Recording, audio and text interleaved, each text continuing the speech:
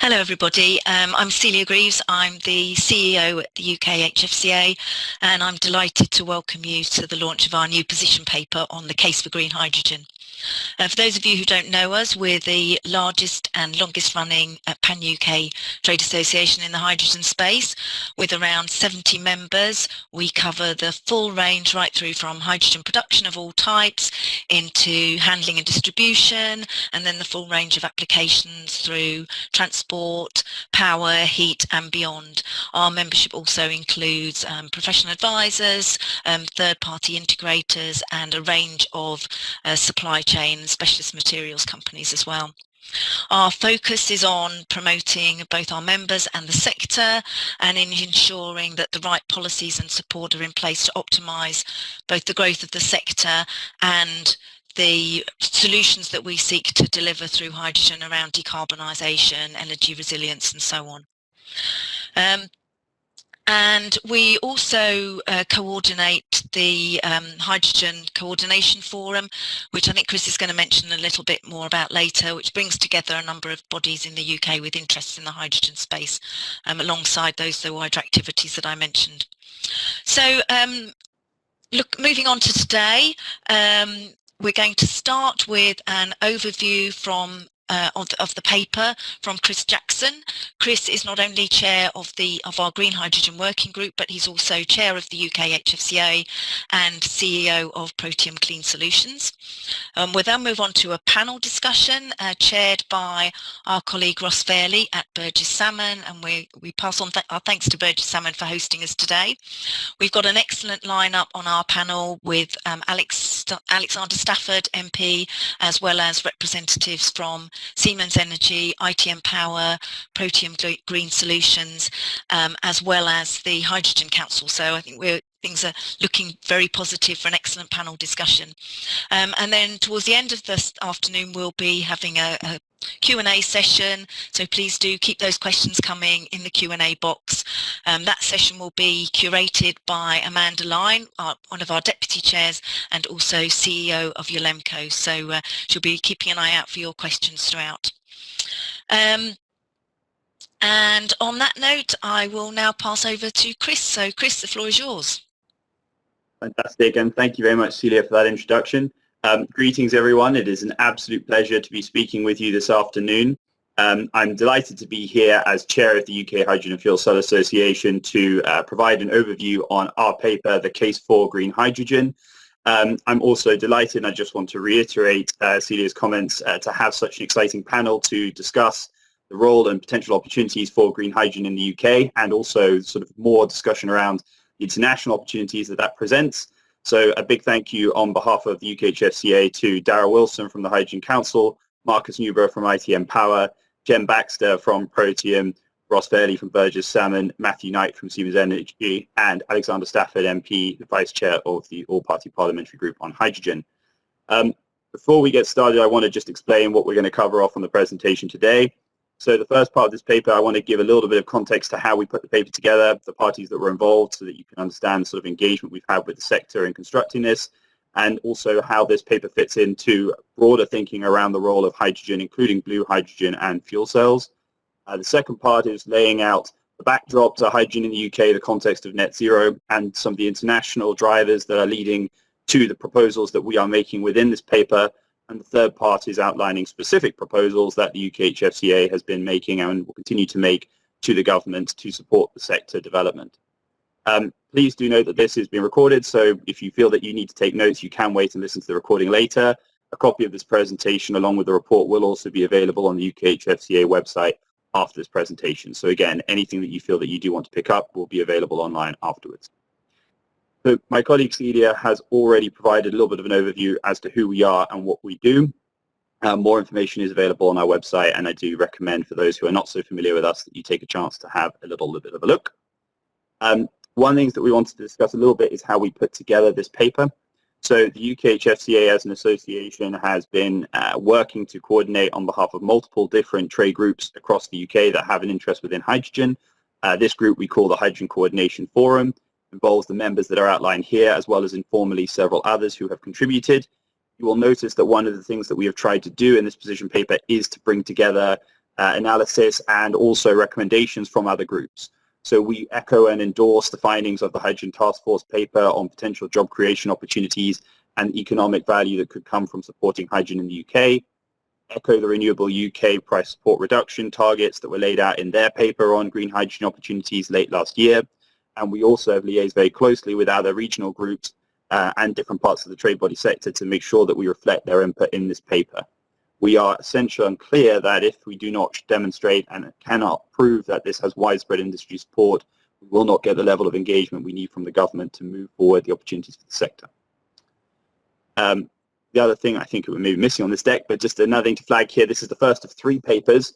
The UKHFCA will also be releasing a blue hydrogen paper within the next month to 2 months and a paper on fuel cells as well. Together, these 3 papers will provide an overview of how we see the sector evolving and developing over time, and critically, the role we see these different opportunities playing in the UK's decarbonisation story as we move towards net zero. So please do look out for those, and we will obviously make them available, and again, we will try and have a presentation like this to inform participants of our thinking as we go forward with those papers. So getting into this, the case for green hydrogen, I want to start a little bit with talking about some of the context. So clearly the race to zero emissions has already started, and many of you will be familiar with the Committee on Climate Change's 6th Carbon Budget, which announced some startlingly ambitious targets and requirements for the UK to achieve its net zero goal. Perhaps the flagship line that most people remember is a 78% reduction in CO2 emissions from the 1990 levels by 2035. And really to achieve that, they flagged 4 core elements, and I've just pulled out here sort of 2 of the main ones talking about the role of hydrogen. I think it is very hard to talk about any decarbonisation story without emphasising the scale of the challenge involved. This really is an unprecedented transformation in energy. Those of you who are familiar with a lot of the excellent reports by groups like BP or some of the Shell scenario analysis documents will be familiar that most energy sector transitions from one fuel to another take as much as 60 to 80 years to happen. And even getting to a 20% market share as a fuel in terms of net zero is a multi-decade process. Well, the fact of the matter is we do not have multiple decades to make this transition happen. We need to operate on scale faster than ever seen in energy transition in human history. And I think what we want to try and emphasize in this paper is that that level of ambition needs to start being reflected in policies, not just in the comments made by excellent researchers and in the investments that companies are trying to make. We need to have policy that underpins that and unlocks the wave of private capital that is sitting there to deliver on what the science is already telling us. And consumers are telling us too. I think it's clear now increasingly that consumers will not tolerate a world where we continue to emit huge amounts of greenhouse gases, and also we neglect other health issues associated with the current energy system we have. You know, air quality is a critically important issue, and one of the stories that we want to tell about green hydrogen and the fuel cell sector, as well as other opportunities in the hydrogen sector, is the benefits that go beyond simply provision of energy and like-for-like substitution. It's demonstrating where actually hydrogen is a fundamentally better value proposition. And we think that things like air quality in cities is a really obvious story, where actually it's not just about being a zero emission vehicle, it's actually about improving air quality. And many of you will see the great videos by Hyundai and Toyota illustrating that. But there are plenty of other case studies, and our members are very good at emphasizing that, and we will continue to emphasize those successes, as well as others like the Hydrogen Council, so that the story is more than just a like-for-like substitution, which it has to be. So how do we see specifically green hydrogen fitting into the UK's net zero story? So there are several elements that we reflect on here. From our side, we believe that green hydrogen will be an essential part of the strategy and needs to be reflected and embedded as such in the document to give investors confidence to move forward.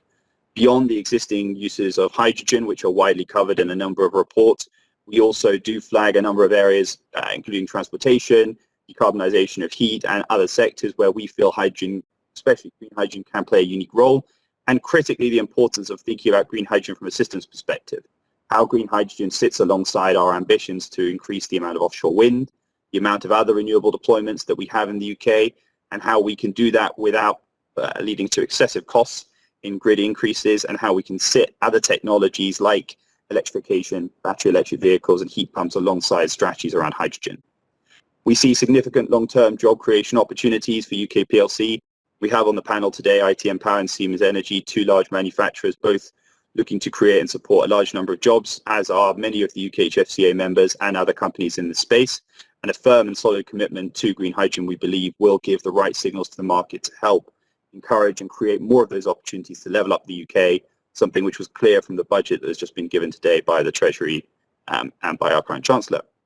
We are keen to avoid early mistakes that have been made where the government lacks ambition and doesn't set a bold enough goal. As we've described, we think that the challenge is fundamentally large enough that the government needs to be shown to be ambitious and needs to be showing that there is enough commitment to justify organizations putting their manufacturing capital and their resources in the UK. We think that in terms of deployment levels, that actually a target of 10 gigawatts by 2030 is achievable, and we would actually like to see something of a stretch target of 80 gigawatts deployed by 2050. We do outline some details around how we get to those numbers, but I think the main thing we're trying to put out here is a level of ambition that is commensurate with supporting significant scale up. And we're looking at this partly from the view of if you want to operate gigafactories and supply chain to support gigafactories, this is the minimum quantum you need to give investment confidence to organizations to make that move forward. As described, we have echoed the price support target from Renewable UK, so aiming for an average price of £2 a kilo for green hydrogen from projects by 2030.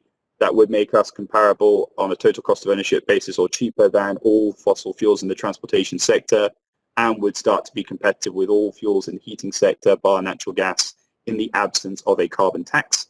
And we do see opportunities potentially for export as well, something that our colleagues from Scotland have flagged, but also colleagues from other parts of the UK see opportunities in as well.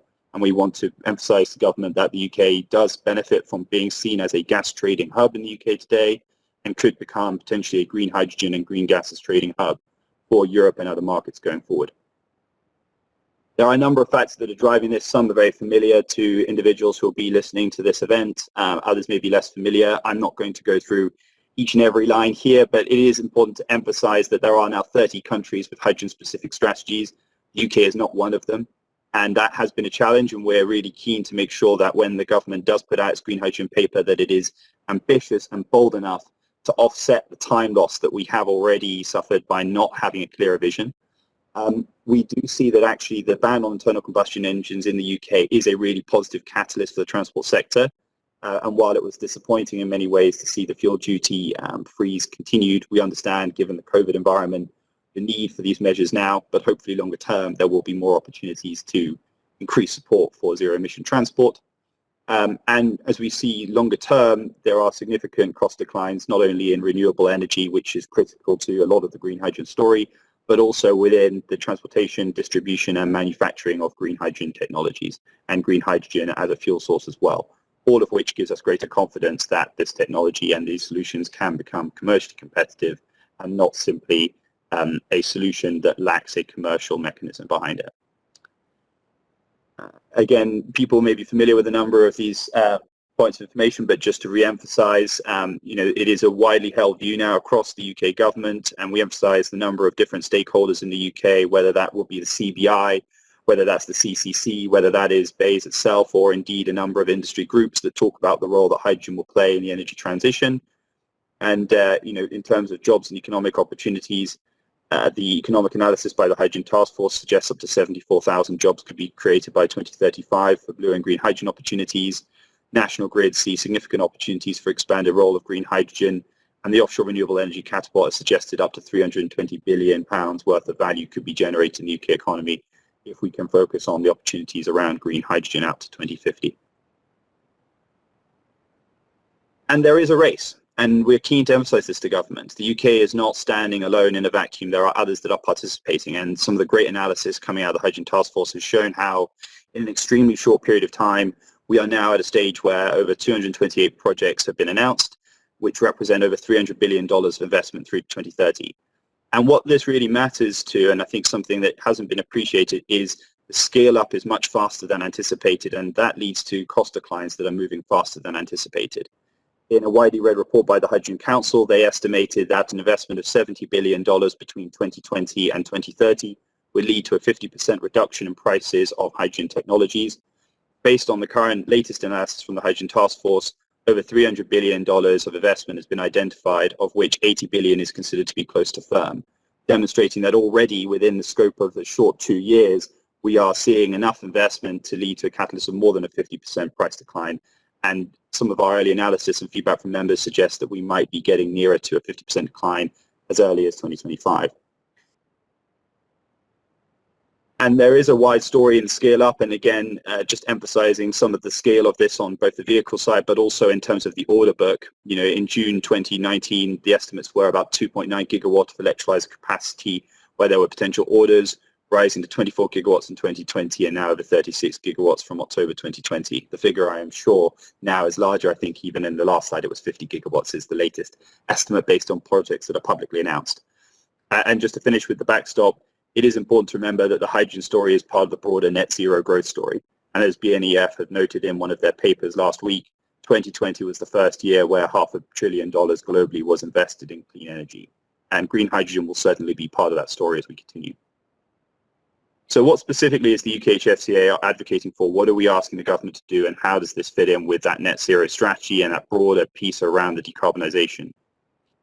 So this is a timeline that we've put out, and we believe is the first time that a trade group in the UK has provided a green hydrogen roadmap out till 2050.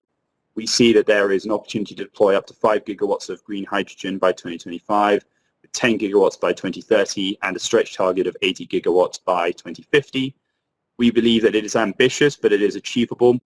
And we can talk a little bit about some of the successes that the government has already had in deploying renewable resources, whether it's solar and wind, and many of the lessons learned from the offshore wind industry, which I'm sure our panel members can describe as well. We see that the key at the beginning is to focus on the projects that can be delivered in the shortest time frame.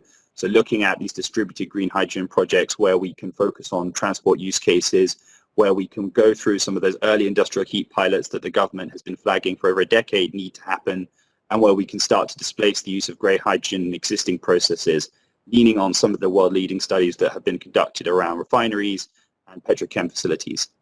And we are calling for a production price support mechanism as part of that rollout that we think needs to be a fixed price as opposed to a CFD, which we see as an evolving mechanism for the market coming from 2025 onwards. We see in the 2025 to 2030 period that this is really the moment to start demonstrating wider scale up. As the CFD mechanisms start to become less common for offshore wind, we see a real role for hydrogen to come in without creating a double subsidy opportunity. We see the opportunity for the first new dedicated hydrogen storage caverns to come in, and potentially some small-scale exports from constrained parts of the market in Scotland and other parts of resource-rich UK. We see that part of the industrial cluster story then can start to fit in, and in our blue hydrogen paper, we will also try and provide some drawback to how we see green and blue working together as we decarbonize industrial clusters, and a more broad rollout of refueling stations, so moving away from simply return to base hub-type transport solutions and into that broader rollout that is essential to create more of a nationwide network. In terms of the longer-term picture, as emphasized here, we do see that really by the end of 2040 to be credible for net zero, there is a huge opportunity for green hydrogen to support the phasing out of existing uses of grey hydrogen. And we think that there will be a considerable role for both blue and green hydrogen to play in decarbonising heat networks in the UK, working alongside energy efficiency measures and alongside electrification measures on a case-by-case basis, region by region, to deliver the best pathway and most efficient pathway to decarbonise. So there are some specific policies that we have drawn out that we think would help with this. I've outlined some before. What we've tried to do here is try to look at certain policies that we think are oven ready or that could be done without major legislative requirements, and others that perhaps would require legislative change but could be easier to implement. One is something that has been often flagged by the industry, which is the VAT proposition around hydrogen today. As many might be aware, grey hydrogen today sets the price at 20% VAT, but there are then a number of strange anomalies. We can talk about things like the red diesel price tax rate, we can talk about things like the fuel supply to various homes, but in essence, we see that actually one of the most effective ways to make hydrogen more cost-competitive today would be to introduce a 10-year moratorium on VAT green hydrogen sales, help accelerate the market, and to introduce capital allowances to help allow for faster depreciation of CapEx on new hydrogen production and distribution projects. And we're excited to see in the budget that there are some early indications of the Treasury supporting tax deductions for new capital infrastructure investment, and we hope to see how that might be applicable to green hydrogen going forward. We see it as essential to look at the role that electrolyzers can play from a green hydrogen story in facilitating the integration of solar and wind resources. And this has already been reflected in German and Austrian legislation. But we do think that these grid fees that are being charged on electrolysis assets that might be operating in the UK are a significant barrier, which we think need to be addressed.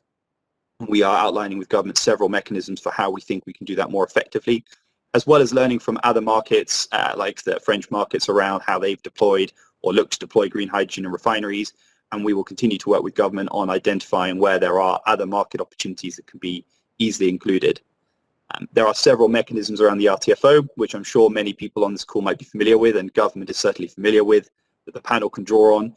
But let us be clear, the aim of our policy approach here is not to try and replicate existing mechanisms. The aim is to try and find more effective ways to really achieve the end goal of these mechanisms. The Rtfo's role is to support the decarbonisation of the transport sector in the UK. We at UKHFCA believe that in a truly technologically neutral approach, there has to be a more effective mechanism that actually creates longer-term incentives to support that decarbonisation and participation of companies in that space. And current rules in the Rtfo do not do that. And we will continue to lobby government to make sure that those opportunities are not lost through a poorly structured project design, which unfortunately is what we do see in the market today. There are other longer-term measures that we've looked at. One of those is something that has been alluded to post-Brexit, which is the announcement of a UK emission trading scheme as a replacement to the EU ETS. We do see that actually that demand-side pull is probably one of the most egalitarian mechanisms for encouraging the wider uptake of low and zero carbon technologies, including green hydrogen.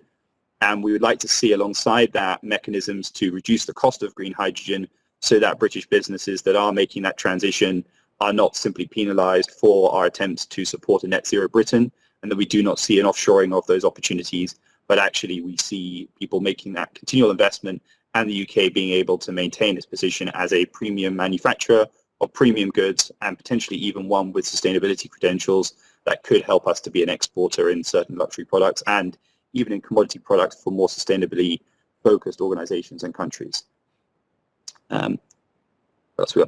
I think we also wanted to then talk a little bit about the sort of broader national scale, and I think the key here to emphasise is that green hydrogen, where people have had the chance to talk about it and learn about it, to engage with the public, there has been broad support. There have been a number of studies conducted in places like Newcastle, in parts of Wales, in parts of London. This particular study on the left was a study done in Leeds as part of the Leeds Citygate project, and the public attitude towards hydrogen is positive. We've seen Scotland make positive noise on hydrogen. We've seen in this Chancellor's statement today funding for the Holyhead Hydrogen Project in Wales, which is fantastic news, and support Northern Ireland for green hydrogen as well. So now we want to see that enthusiasm and support that does appear across the UK and across the UK public reflected in policies that can really unlock those opportunities. And as I began, I want to sort of finish by saying we're not asking for a stretch that's not been achieved before. You know, sometimes when we put out figures like a 10 gigawatt target within 10 years or an 80 gigawatt target within 30 years, people sometimes feel that that's a little bit of a stretch. But it is important to emphasize how far and how fast we can and have moved before. The UK was able to deploy 20 gigawatts of solar and wind resources in a 10-year period with the right mechanisms and support. And according to the latest work from Renewable UK, we are looking to add 30 gigawatts of offshore wind this decade. If we are truly ambitious about net zero and we truly mean to be world leaders in net zero decarbonisation and manufacture and export of these technologies, we must have the ambition to back that story. And for that reason, we have made these recommendations to the UK government, and we hope that they will continue forward so that we can support the development of the sector. And with that, I thank you very much for your time and for listening to our launch of the UK HFCA Green Hydrogen Policy Paper. I'm delighted that you are able to be with us, and I hope you look forward to the panel discussion as I do, and to hearing the thoughts and contributions from our panelists on that. Over to you, Celia. Thanks very much, Chris. Lots of food for thought there in the launch of the paper, and we'll be saying a little bit more about where you can find that later on. In the meantime, I'd like to hand over to Ross to chair the panel discussion, and I'm sure he'll be covering off a number of the themes that Chris explored in his presentation. So over to you now, Ross. Thanks, Celia, and thanks, Chris, for that great introduction. And we'll be exploring some of those themes a bit more, I think, in this panel session. As both Chris and Celia mentioned at the beginning, we've got a very distinguished panel here. Their names have been mentioned a number of times, so I'm not going to repeat it again and waste time when we could be discussing things. But what I will ask the panel members to do is when they are answering their first question, if they want to do a brief introduction to themselves, that would be great. Taking the cue on that, my name is Ross Fairley. I head up our net zero services here at Burgess Salmon. Burgess Salmon is a law firm, and we've been involved in hydrogen in its various guises now for a decade or so. So it's great to see hydrogen beginning to really take a flight. Okay. The first question I'd like to pose to the panel, and picking up on one of Chris's themes, is what's the role for green hydrogen specifically in delivering net zero? And the obvious people to come to for this one, I think, is one of Jennifer or Alexander. I don't know who wants to pick that up. Maybe Jennifer, if you could pick that up first up.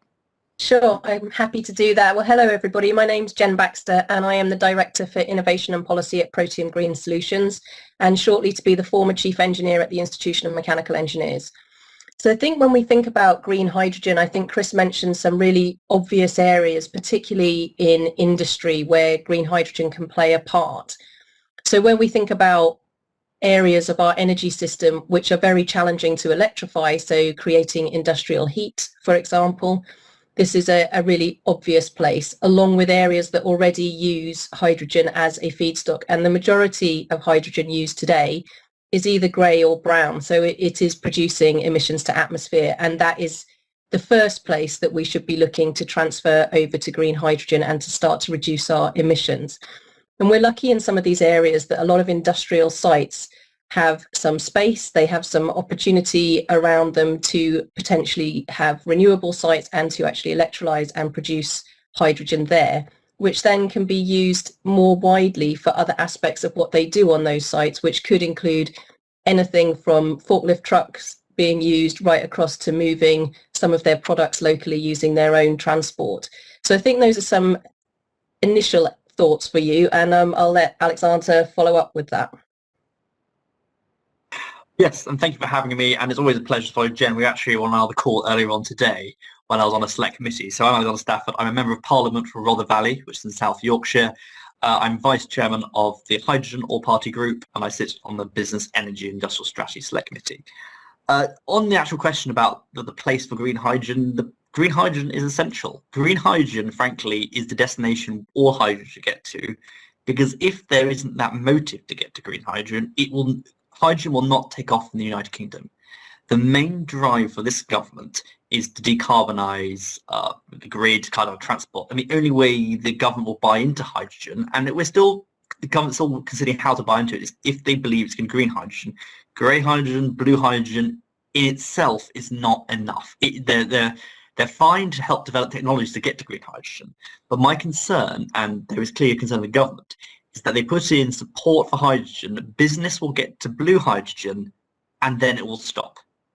And that's not what the government wants. The government wants us to get to green hydrogen. So when business looks at hydrogen, there should always be a roadmap to get to green hydrogen. Even if in the short to medium term, blue hydrogen, where they're developing, they need to be able to present a viable end goal of blue hydrogen, green hydrogen, or else the government is not going to support and it's not going to put the investment and money into hydrogen that is needed.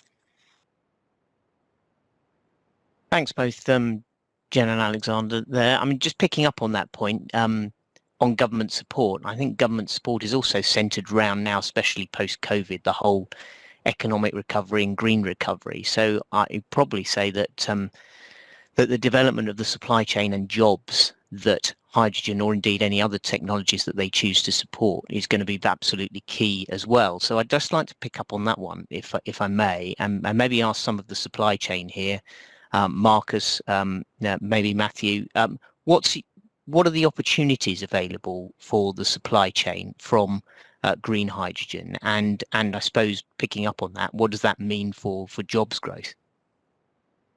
Who wants to go first on that one? Marcus, do you want to pick that one up? Yeah, sure. Marcus Newborough, Development Director, ITM Power. The simplest answer is to say we're already expanding workforce, already employing people. The supply chain for the technology has been quite niche historically, but everybody in that supply chain is well aware that as the volume of production increases, there are great opportunities to produce more, to create more, and to employ more. Clearly, the green hydrogen message has hit home in several countries outside of the UK, and there are many markets to export into, both in Europe and elsewhere. Therefore, the long-term prospects for jobs growth is really very substantial, especially if you view it across the renewable sector as well as the hydrogen sector. If you view it together, you realise that those two engines, for want of a better word, are the way by which we create a lot of jobs growth in the next decade or two. Very much. Matthew, do you want to come on in? Oh, I think you're on mute, Matthew.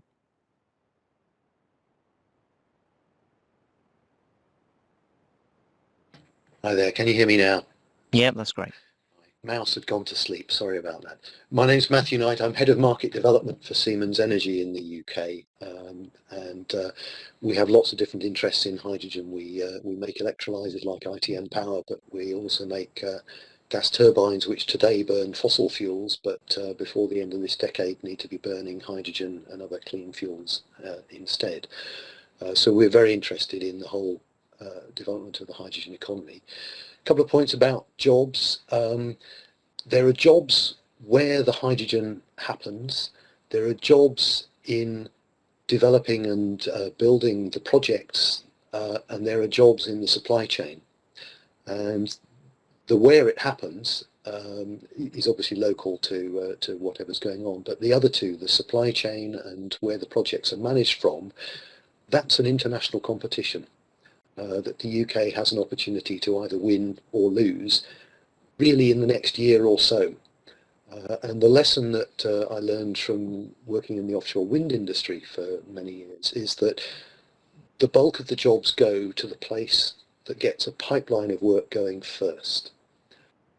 It's not so much about how big the market will one day be.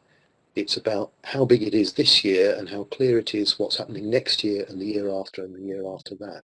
And the reason for that is the supply chain needs to decide where and when to invest, and whether that investment is training an apprentice or buying a manufacturing machine or building a complete gigafactory.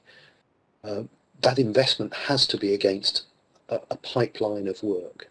So it's both crucial for green hydrogen that we start small and ramp up in scale so that we can learn as we go and we can get the cost down.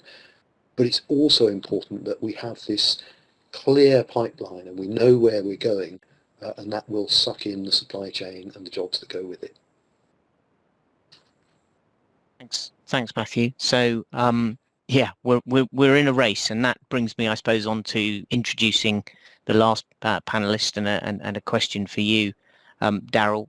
What are other nations doing on this? We heard a bit of this from Chris in Chris's presentation, but you know, that some nations have announced strategies. They are ahead of the UK. Is it too early to say whether those strategies are working? What's going on out there? Yes, indeed. As Chris mentioned earlier, many countries now, more than 30, have strategy around hydrogen. I'm speaking to you on behalf of the Hydrogen Council today, a coalition of industrial leaders in the field, now more than 100 around the world.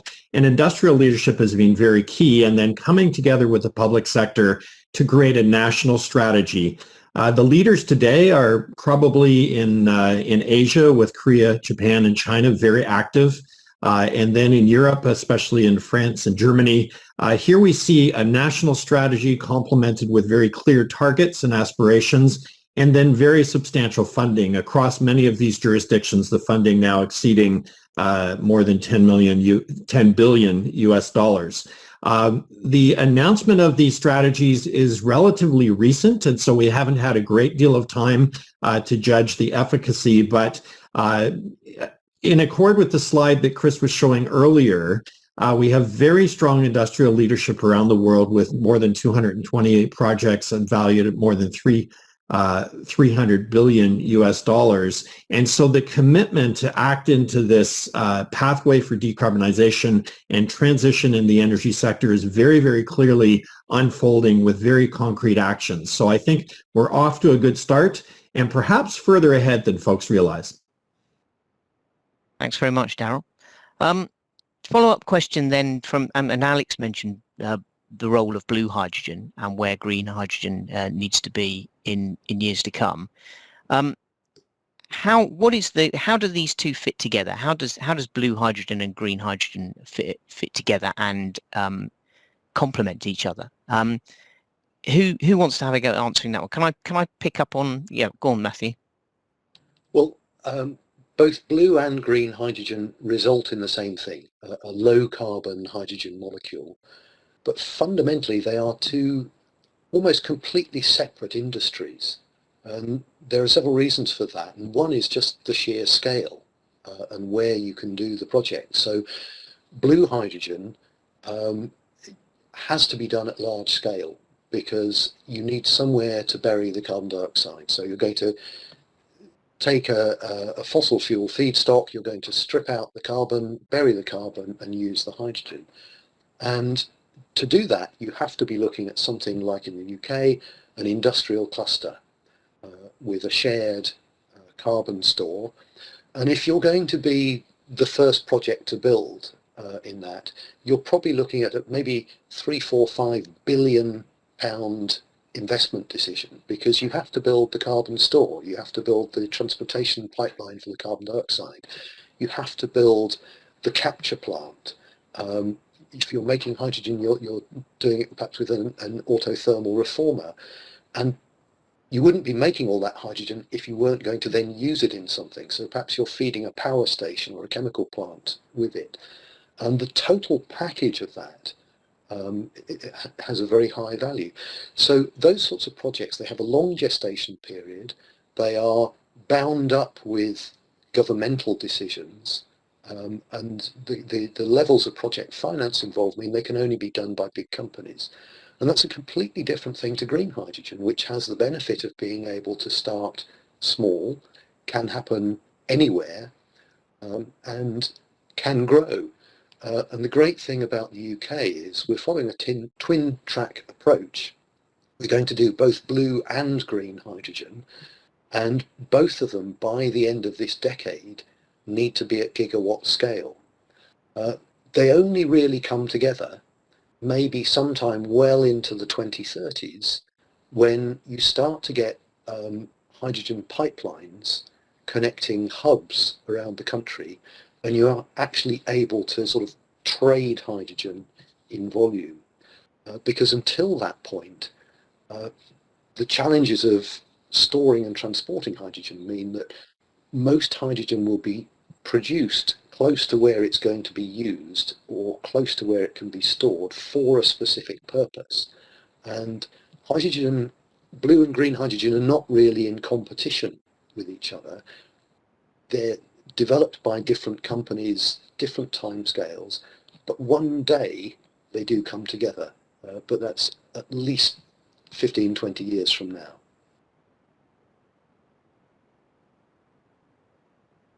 Thanks very much for that. Marcus, did you want to come on in? I think there's a fair bit of misinformation out there that blue and green are very different. Green hydrogen has exactly the same characteristics as green electricity. It doesn't create CO2, it doesn't have upstream methane emissions, it doesn't consume oxygen out of the atmosphere, it replenishes that which it uses, it doesn't consume water or emit water, whereas blue hydrogen certainly does. And blue hydrogen is characterized by residual CO2 emissions, upstream methane emissions, oxygen consumption, and water vapor emission.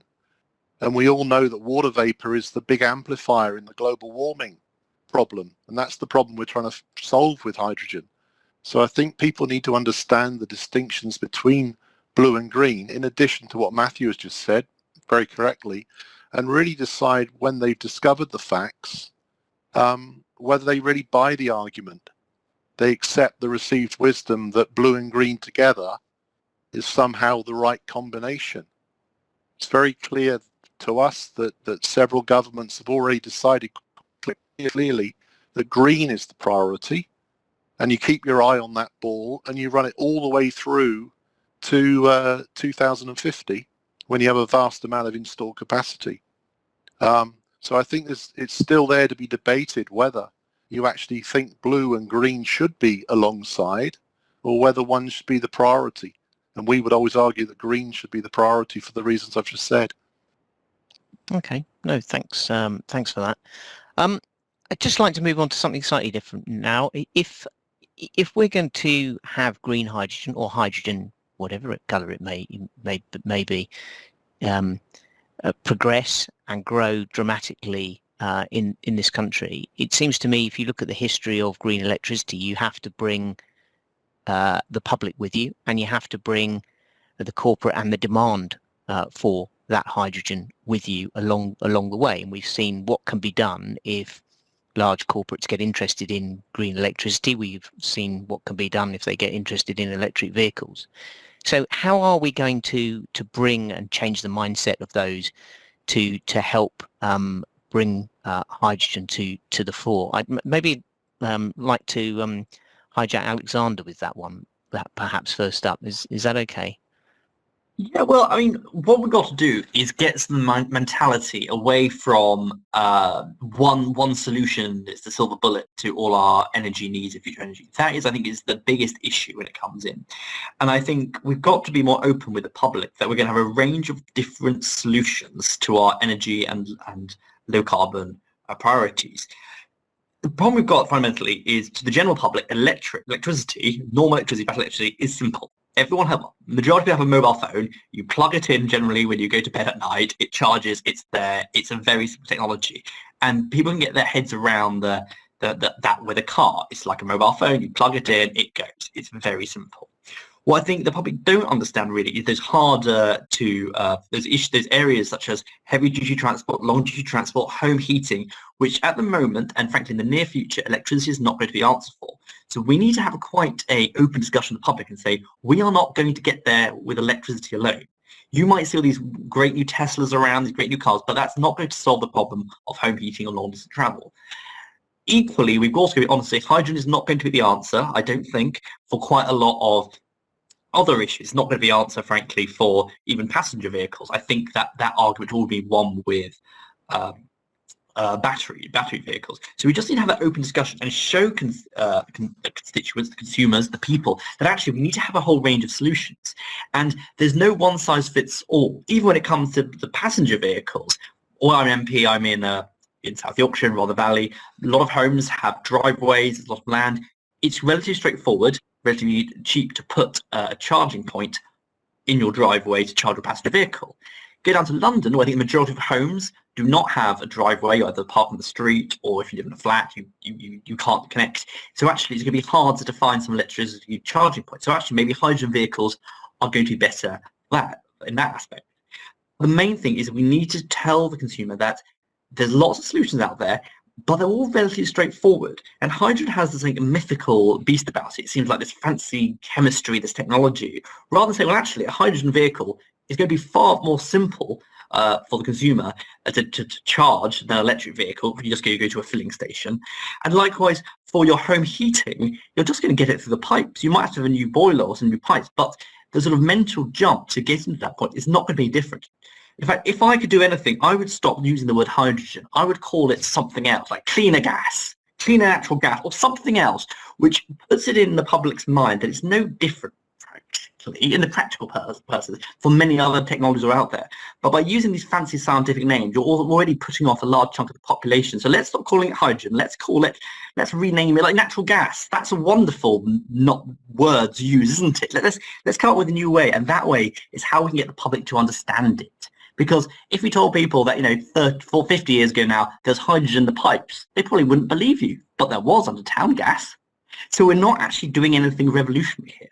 We're just doing more of the same. And I think in some ways we need to demystify, stop talking about electrolyzers. We know what electrolyzers are and how important they are. The public doesn't know. It scares the public. Talk about hydrogen, the public think of, petrol stations blowing up, even though actually when it comes to like diesel and petrol, these are highly combustible materials anyway. We just need to be open about it. And one frustration that I've got with this government is this delay on the hydrogen strategy. As you said, 30 odd countries have already got hydrogen strategies. Our hydrogen strategy should have come out end of last year. I think that was already delayed. Then it was delayed to first quarter this year. Now it's going to be second quarter this year. And we are losing time. And as we lose time, we're going to get behind in the race. And what we need to talk to the government is not just about decarbonising, which is very important, but decarbonising and getting the economic benefits. If we really scale up hydrogen quickly, we can then export that technology across the globe, and it'd be a huge employer in the UK. If we are behind the curve, like we are with battery technology, we will just be buying technology off the Chinese or the Germans or somewhere else, and we'll go low carbon, but we won't get the economic benefits. So those are the two things that I would change.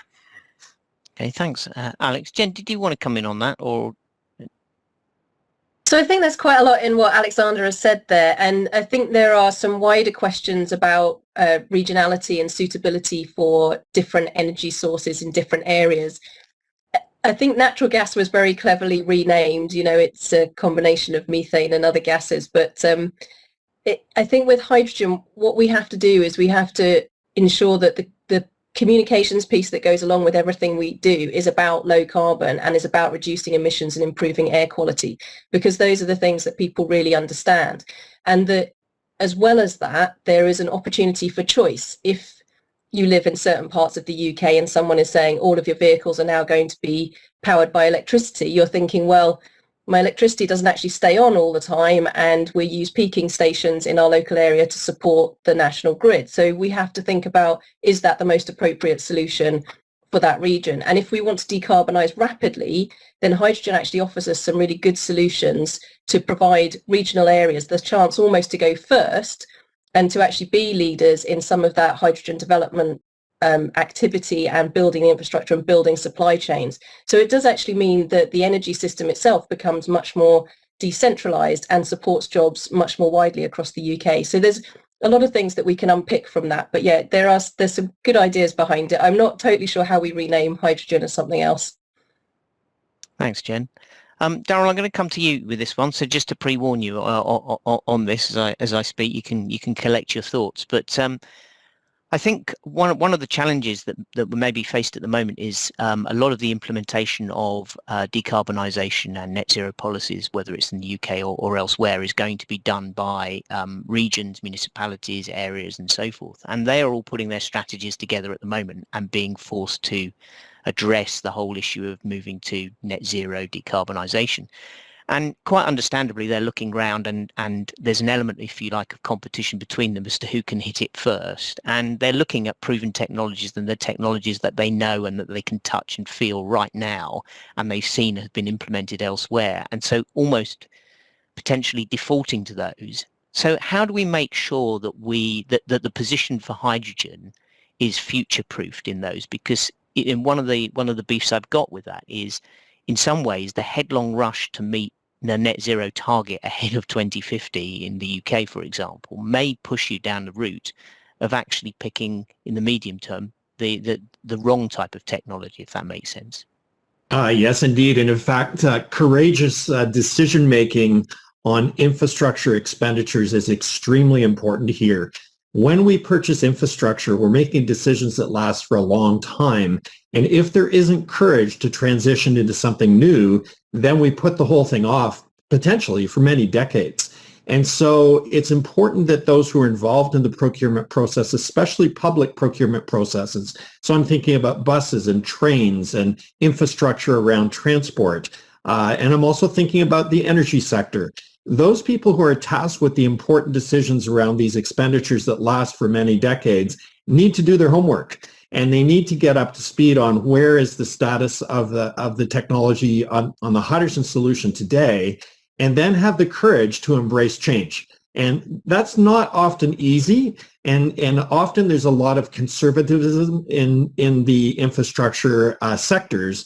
And so my encouragement would just be to look more deeply and start to understand the public benefits and, in fact, cost benefits. We're in challenging economic situations. There's not lots of money on the table. I've seen one situation where the classical approach in moving from diesel to electrified rail seems to be compelling, but actually the electrified solution is far more expensive than the hydrogen solution. And the courage to start acting into something new with hydrogen actually could save the economy and the public purse substantially if the courage is there to make that decision. And so very, very important on the procurement process to look carefully at what's actually available and start to step into that, perhaps in a phased manner. So many of these programs and large expenditures that we've characterized within the industry, there are phases in those projects. And so, already in the UK, you have the first trials with buses and trains in the transportation infrastructure.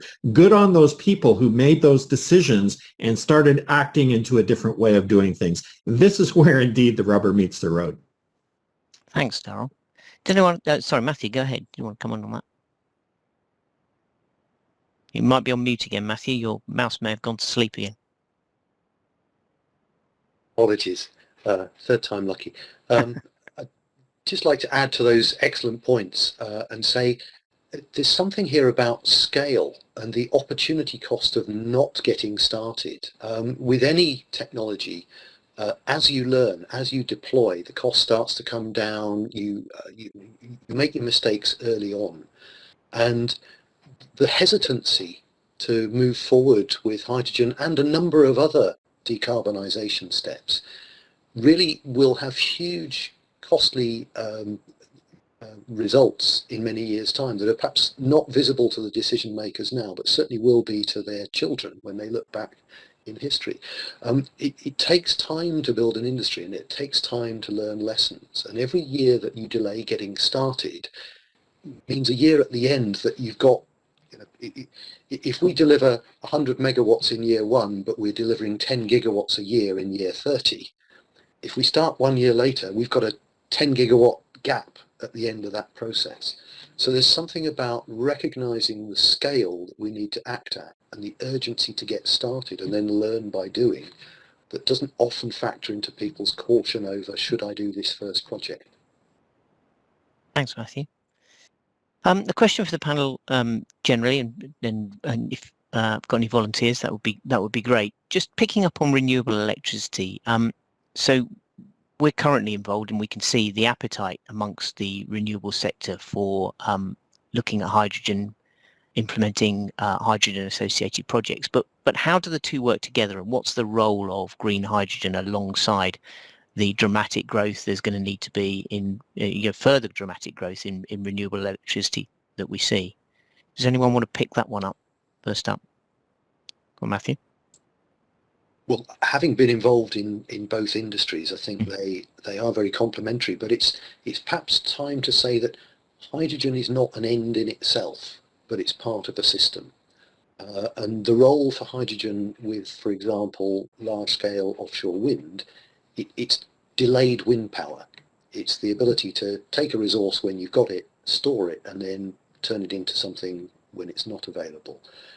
And so there's a sort of an end-to-end system to work through there. And the UK is blessed with a huge resource for offshore wind. We've got a government that's committed to 40 gigawatts by 2030 and probably more than double that by the time we get to 2050. So we have the large resource. The challenge is, even the windiest sites, you get up to a load factor of maybe 60%. So we need to do something for the other 40%. And we are already talking with offshore wind developers who we regularly build grid connections for about, next to that grid connection, putting an electrolyzer array, putting some hydrogen storage, and then a number of small gas turbines that would run on the hydrogen and convert it back to power. And it's that sort of end-to-end business model. That's a big one, but there are lots of much smaller ones in hydrogen. That's the way you have to think about these things, rather than hydrogen as a sort of an end in itself. So you would see the renewable electricity industry as a huge advocate for hydrogen in years to come? Yes, it's slightly disappointing that incumbent industries tend to sort of line up behind their sort of preferred future alternatives. So naturally, the oil and gas industry is interested in blue hydrogen because it's the continuation of its product. But equally naturally, the wind industry and the solar industry are interested in green hydrogen, and they are very complementary. And when you look at electrolyzer technologies, there are some like PEM, which both ITM and Siemens make, that are very useful for sort of flexible, variable electricity supply, such as you get with a renewable energy source that you can ramp up and down. You can even provide certain grid services by turning the system off in a hurry to be able to meet a frequency excursion. So there are lots of things that you can build into a project by thinking of the whole system that hydrogen can help with, part of a bigger problem that's more than just making a clean fuel. Does anyone else want to come in on that, or should we move on? Yes, Ross, I'd like to, if I may. I think I might think about the problem slightly differently. I fully agree that it's a full system and the whole system has to be connected. But I think there are some fundamental questions about what our energy system is going to be able to do in the future and how we potentially think about how it's put together. So at the moment, we always think of renewables putting all their electricity straight into the national grid because that's the part that pays the most money for it. And storage is certainly a position for hydrogen. Whether I'd convert it back to electricity, I think that might be questionable because it is just energy storage. So you could potentially use it for anything that you need the fuel for. So it is a way of storing it. But the question then becomes, should all of our renewables put their electricity directly into the grid? The system is going to need electricity and it's going to need fuels and it's going to need feedstock for industry. So is there a role for thinking about the way in which our offshore renewables are set up, which is completely different to the one that we have now? And is this an opportunity as we start to expand out our decarbonisation of our system to think about how we do that a little bit differently? So I might question the idea that we just do things as we sort of do now and we store a bit of it and then use it again for the same purpose, but that actually it's a different way of looking at the system and the problem. We also need to think about the role that potentially biogases have in supporting the electricity sector as well as the hydrogen sector. So there are some ways we need to bring that into the conversation as well. Okay, thank you, Jen. Marcus?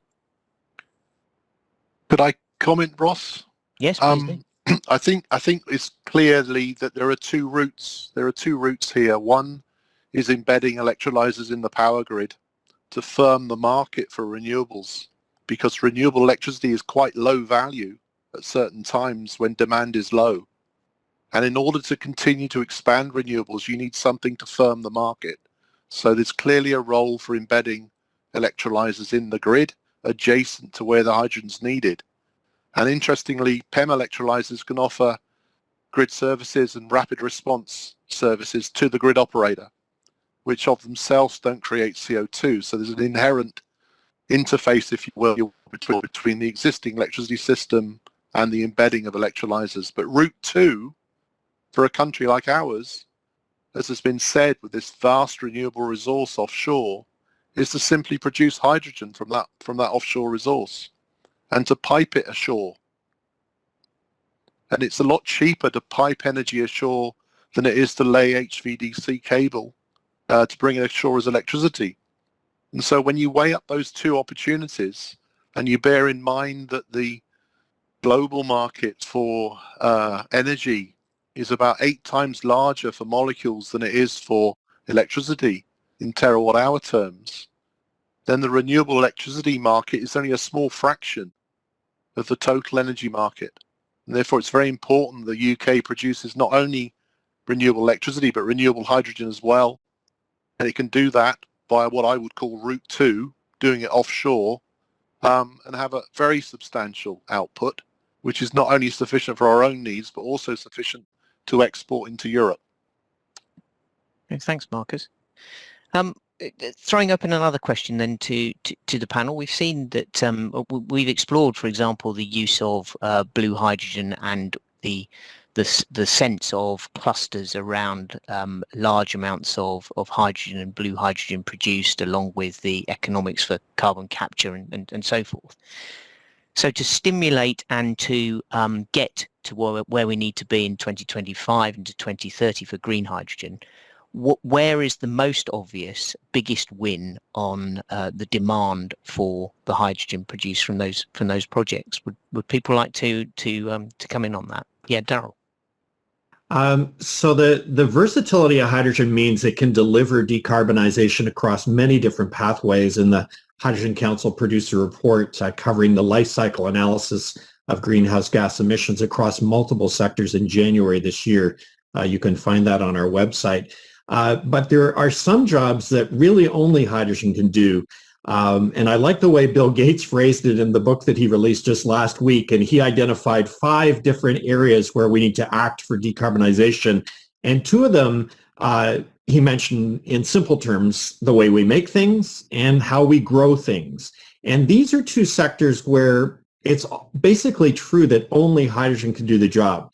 So when it comes to producing steel, the really only pathway to substantially decarbonize steel production is using hydrogen.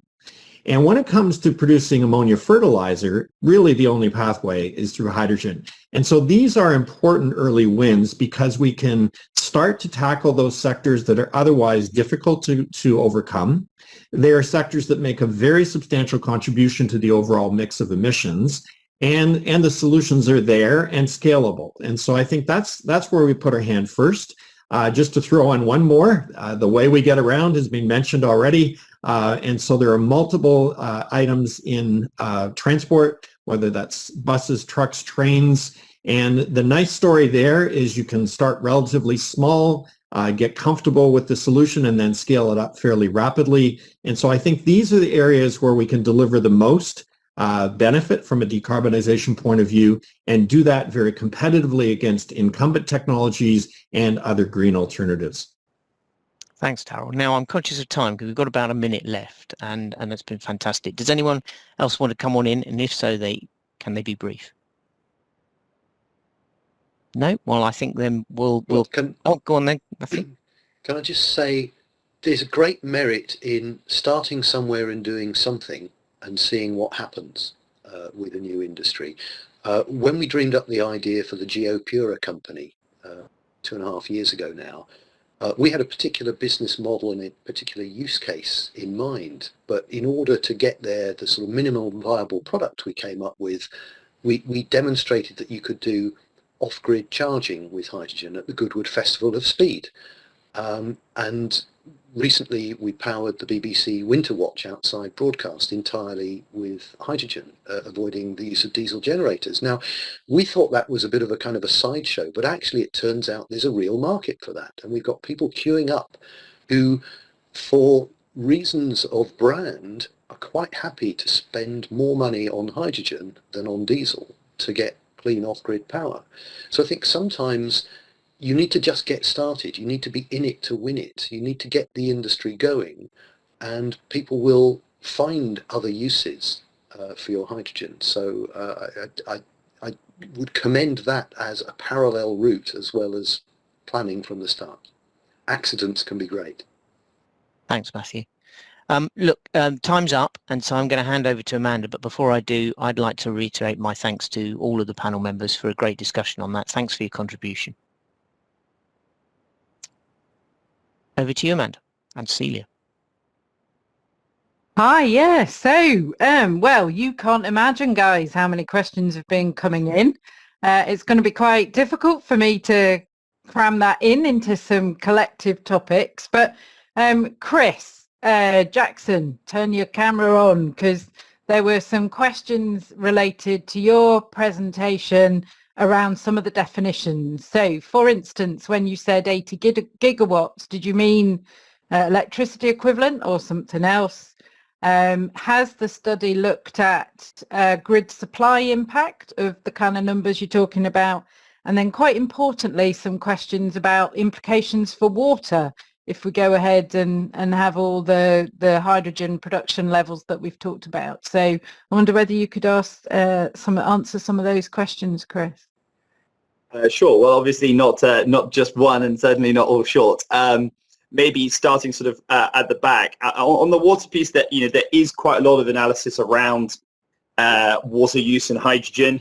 There's been a couple of very good reports. If anyone can get hold of the JP Morgan most recent report on hydrogen, they did a really interesting comparison in that on water usage of green hydrogen versus the current energy system. And I think that's the thing to sort of emphasize sometimes here is there's no denying that there is a water use, but we use water and energy anyway. So the question is the current process more efficient than what we are advocating with a hydrogen solution?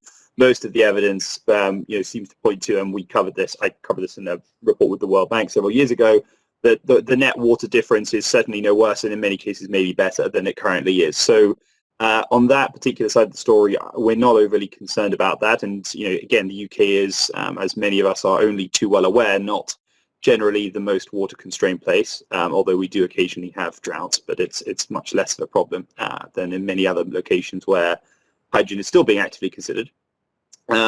With regards to definitions, so yes, unfortunately terminology is a real nightmare in hydrogen because some people come from the electricity world, some come from the gases world, and people from other worlds, including transportation. So getting units that everyone agrees with is difficult. Essentially, we've gone with nameplate capacity of equipment. That is what we mean by 80 gigawatts, and we're mostly focusing on that from an electrolyzer side, but actually, as we acknowledge in the paper, there is a role for bioenergy in that.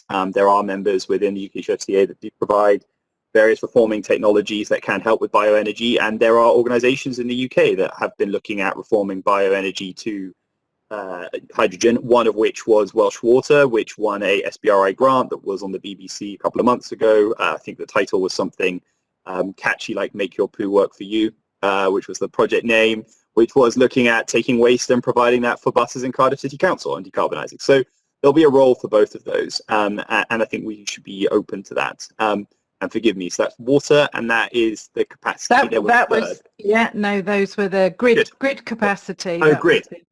Yeah, I mean, grid is an interesting one. So, again, there was a report by Longspur, which is a sustainable focused bank that came out called Simple But Not Easy recently, and they talked about grid constraint events in the UK in the last decade and going from sort of 0 grid constraint events to sort of 420 in a year. And the problem is getting worse. There are a significant number of operators of wind assets in the UK, notably in Scotland, but in other areas that are already seeing and are being threatened with major challenges to their ability to provide power to the grid because there is not dynamic demand response mechanisms on the grid that are able to function at the scale required to integrate renewables. And this is something that the United States has flagged. I mean, the H2 at Scale project run by the US Department of Energy said that if you put green hydrogen on the grid, you could double the amount of onshore wind and you could increase solar by 15% because you can help to optimize and integrate those resources. And so our kind of view is actually that if you are thinking about capital investment from a UK PLC perspective, which is important to think from an energy system perspective, there is a lot of merit to saying, why do we have to put everything through large transmission lines, which are costly, time-consuming? They are a planning nightmare, as people have discovered with the latest court case that went against the Vattenfall wind farm, and Matthew's smiling because I think he's aware of that all too well. But, and that then is why we see hydrogen actually as playing a big part in integrating and unlocking the renewable energy potential of the UK. So there will be an implication, but we see it as a very positive one for the UK renewable story. Okay, great. Thanks, Chris. Hopefully that answers everybody. But just to clarify, you meant 80 gigawatt electrolyzer capacity, do you? Or do you mean something different? Yeah, no, so it will be, yeah, no, it's fair enough. So it'll be predominantly electrolyzer, but some bioenergy, and we don't make a specific distinction on that. Yeah. Right. I'm going to ask a question to Daryl that will then lead a question into Alex, actually, because Daryl, you give us the international perspective, okay? And you definitely eloquently described how many other countries have got a hydrogen strategy.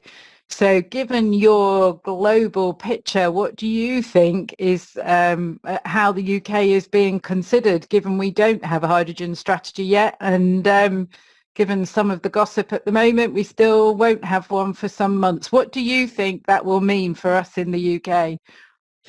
Well, I think today is a day to be very positive. I think the report that has just been issued is a very positive step because it helps to show the pathway where better things can be realized and the benefits of hydrogen can be implemented. And then you have a new budget, which I also think has some positive things for hydrogen. So there moves in the right direction. And I'm also very pleased to hear you have multi-party committees that look at the issue. That's very different than what we find elsewhere in the world, of course. Okay. So I think you have a great foundation. The issue is for civil society to come together and have the conversation together. Industrial leadership is very facilitative and catalytic, and that's what we're seeing here from the industry. But as a society, we need to make decisions and take action collectively. And it seems that step hasn't quite happened yet in the UK. There are a lot of pathfinders that can show, how it has been done and that it can be done. It seems like you're very close, so I think I'd have a very positive outlook. But indeed, it has to happen because without the targets and then the allocated funding to enable this change, then you're going to get stuck. And I don't think you want to be stuck where you are now. I think you're on a good track with some good progress today, and hopefully you can see it through. So I guess that leads, Alex, we had a number of questions where people were asking, what's the implication of gossip that we don't have support within Treasury? There are definitely not joined up. I mean, all of us are talking here about joined up principles that say we need demand and supply and the distribution in between to all be thought of. So, what's the problem, Alex? Why do you I know you're not you can't exactly speak for government, but what do you tell us as the politics as to why you don't think we've got a hydrogen strategy yet? I think, frankly, they're getting it right. I mean, we are behind the curve when it comes to actually strategies, and a lot of countries have announced huge amounts of money, but most of those announcements are still announcements. They promise lots of money into hydrogen investments, but the money hasn't come online yet. So I'm not doom and gloom. I wanted the hydrogen strategy to come out immediately, but I don't think we are behind the curve. In fact, with our natural advantages in the UK, with electrolyzer, where there's technology across the supply chain, whether it's our gas supply, we have huge advantages to get on with it. So I'm not too concerned we are going to be a bit behind other countries. I think there will be concern if this goes on for much longer and if we do push it into the end of this year, the strategy, rather than at the end of the first half. Why is it not out? Because they want to get it right. The government's 10-point plan, which came out a few months ago, really focused, had one of the key points was about hydrogen as well. So they have had those sort of small announcements. I know that the Department of Transport has already got internal documents about hydrogen. They really just want to get it right and actually get this a big moment in time. Now, most of the government's efforts is focusing on, apart from COVID, is focusing on green recovery, low carbon future. And they really see both COP at the end of this year, but also the G7 as huge moments in time where they're going to really kick off some huge low carbon initiatives. So beyond an illusion, this government does want a low carbon future. Look at the Prime Minister. He is very much on board. Look at his partner. She's a big environmentalist. Look at his father, Stanley. He is a big wildlife person. He surrounds himself by people who care passionately about this, and I know the Prime Minister is passionate about this issue. So I just think it's getting it right and getting it important to actually get enough economic benefits as well as the low carbon benefits. I guess there's certainly when you look at the questions, there's a little bit of frustration on that, Alex, because we've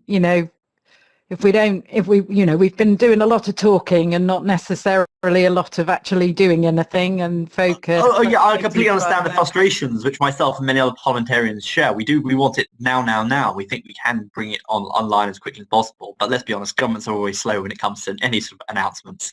But we've had the sort of interim announcement with the 10-point plan, which is good. So we need to keep the pressure on the government. So let's crack on. Thank you. I'm not here to give you a hard time because you glad that you came and joined us. So I think I'm not exactly sure who I'm going to target this, but there was a lot of questions about creating demand. So it's all very well to talk about the production, but we need to make sure that we've matched that with demand, and specifically some questions on the Rtfo. So I don't know whether that's Marcus, maybe you could comment about how the Rtfo currently limits the ability to deploy green hydrogen technology at the moment and what we'd like to see changed. Yeah, sure. I mean, the Rtfo is a fuels policy. DFT added hydrogen in late on with a restriction that the electrolyzers be directly coupled to the wind or solar power source. That immediately restricts the number of available locations. It restricts the operation profile to the capacity factor of the renewable power source.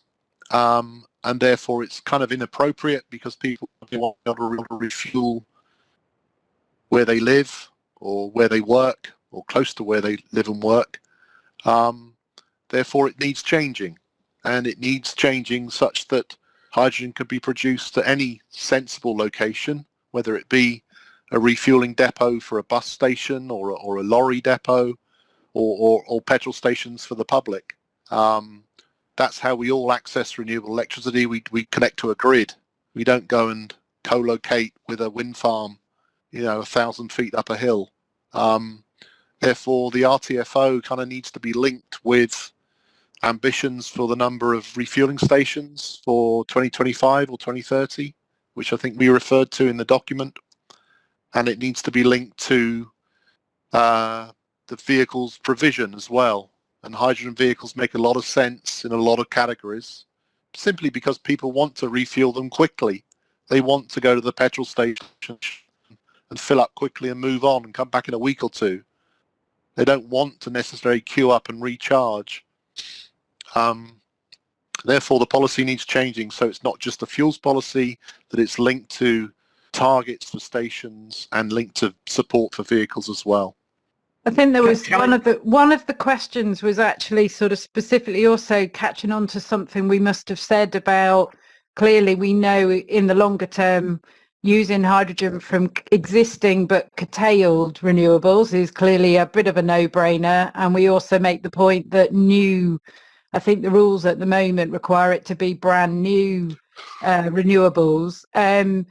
Do we not think that both of those will also, given what you've just said, Marcus, limit what we're trying to do in the short term to create demand for renewable hydrogen? Are we sort of allowing the technical details to cloud what we think is the ambition and the roadmap, that we need to have lots of renewables in the system, and you know what, right now we should just be cracking on with it? Well, yeah. I mean, essentially there is a policy vacuum. There is one policy, the Rtfo. And that's it, isn't it? I probably can't try and find the right sort of words to describe it, but it's not really an effective policy. We need to fill the policy vacuum with some constructive ways to step from where we are in 2021 to where we need to be in 2022, the very point Matthew was making earlier. And we need to do that in the sectors where the hydrogen is valuable and very useful to enable things to move forward. And we need the policy researchers and the policy makers to kind of catch up, tune in, and do the right thing. Because this isn't a technology gap. It isn't a manufacturing capacity gap. It isn't a renewable resource gap. And there's a whole stack of positives about using hydrogen. What we've got is a massive policy gap and a lack of tuned in thinking to help us get over this period of time, which the modelers predict, depending on what assumptions they make, is a few years or maybe 10 years where government will need to provide some subsidy to get through that transition. The gap is filling that, not just for transport, for the other sectors as well. Alex, you had an answer to this question, and I'll bring in Ross as well. Yeah, I just wanted to jump in. I completely agree about the Rtfo. That is, frankly, a mind-bogglingly easy thing to do, and we should have done it already. And there is definitely a group of politicians, including myself, who've met repeatedly now with the minister to express our point of view of how it should be changed. So I have every confidence that that is going to change sooner rather than later. But I would just like to question the view that there's a policy gap. There's a lot of people, Marcus, are working on this. We are desperately wanting to push it forward. I think there's a few, frankly, sticking blocks in government departments, and that's not ministers. That is on the, what I tried to allude to before, an almost electric first mentality and a struggle in some of the internal workings that actually there can be many solutions, and in fact there need to be many solutions to the problems. And I think that is the stumbling block, if there's stumbling blocks. But we're getting forward. There's a lot of parliamentarians, especially in the sort of newer cohorts like myself, who are pushing this and pushing for accurate and quick change to the policy, because it's going to be a win-win for everyone. Be great. Ross, did you have an additional point then that you wanted to just make on that? Yeah, I just wanted to pick up, because I've been involved in sort of incentives and various other things in the renewable electricity industry for years and years and years. And I think the point that Chris was making and the point that we're making in the paper is the fact that there are some potential ways in which existing instruments can be adapted and looked at fairly quickly to get things going. And I think that's the point that where we talk about the Rtfo.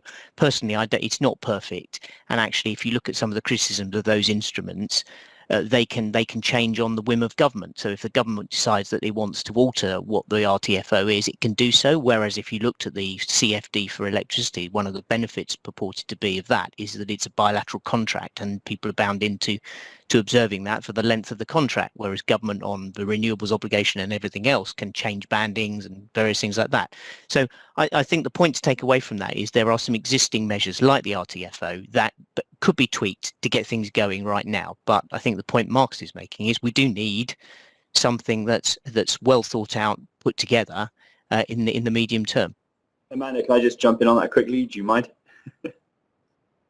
Go on. Yeah, I just going to say, to be fair to the government, I think that part of the frustration is because on paper, the mechanism is such an effective mechanism. That I think is why people get hung up on it, because, the development fuel credit, which is what green hydrogen might qualify for, if you look at the buyout price and you do the numbers, in theory, the buyout price is £7 a kilo of green hydrogen as a support mechanism. That's a huge, huge support mechanism, right? Now, even if on the open market, that's still worth £3-4 a kilo, it's one of the most generous price support mechanisms in the world for green hydrogen. It could fundamentally transform the opportunities for decarbonising aviation, for maritime, for rail, for a lot of these early use cases. And so I think in some senses the frustration comes from the fact that it is a policy that in many ways is designed and looks really good.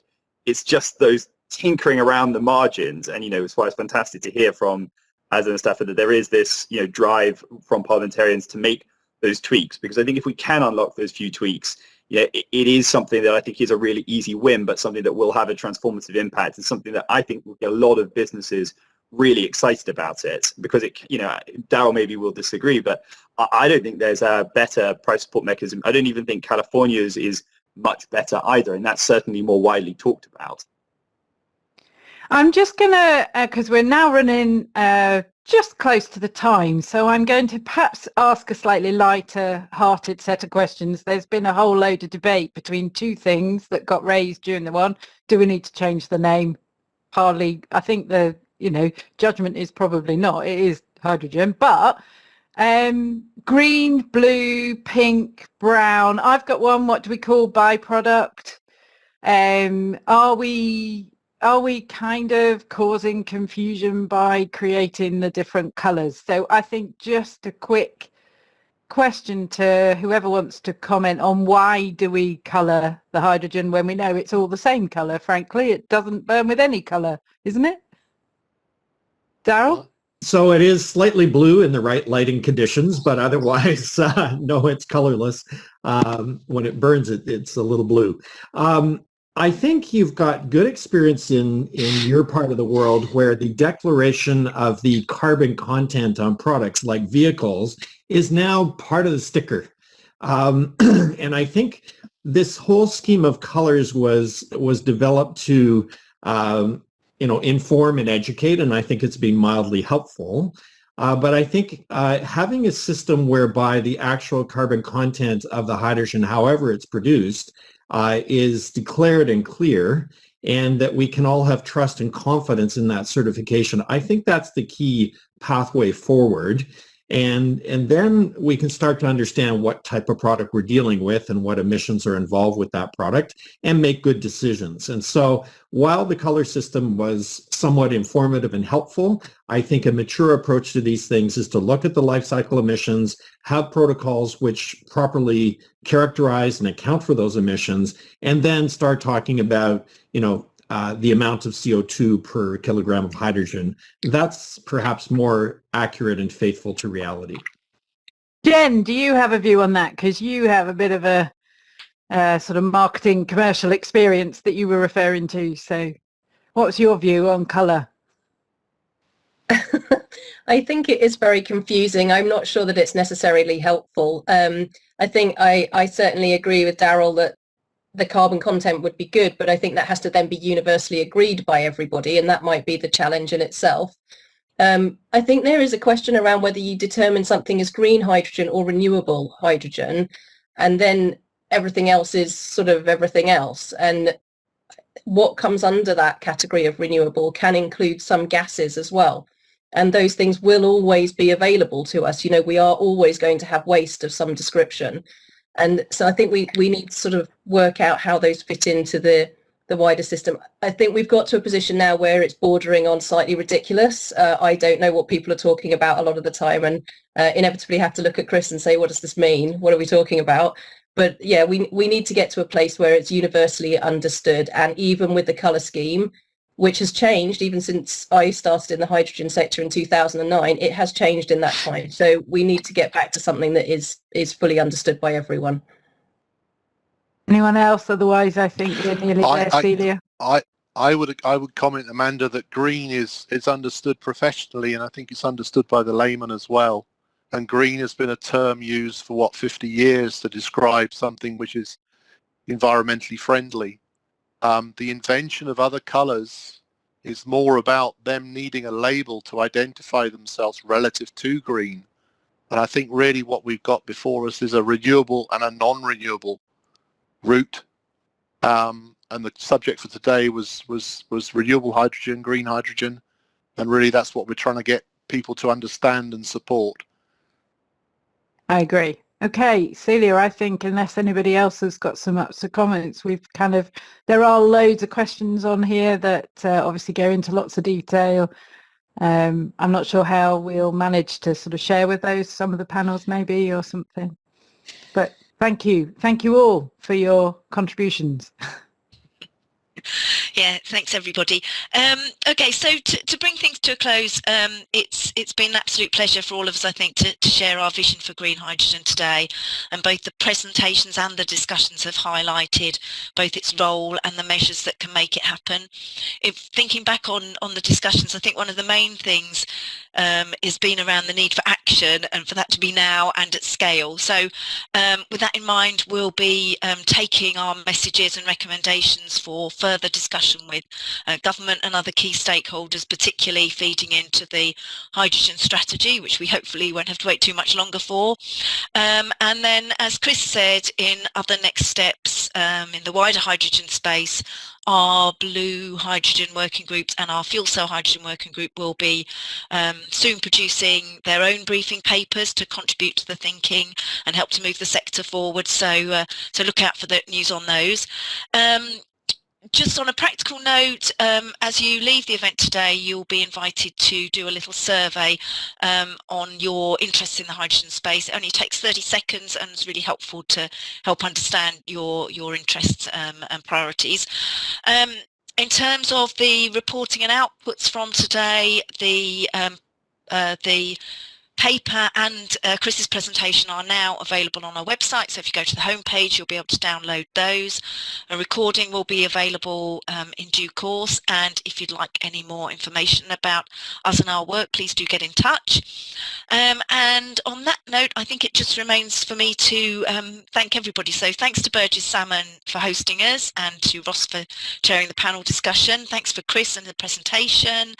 Thanks to all our panel members, Matthew, Daryl, Alex, Jen and Marcus for your excellent contributions, and thank you to Amanda for chairing the Q&A, and last but not least, thank you to all of you for joining us today, and we'll hope to see you again.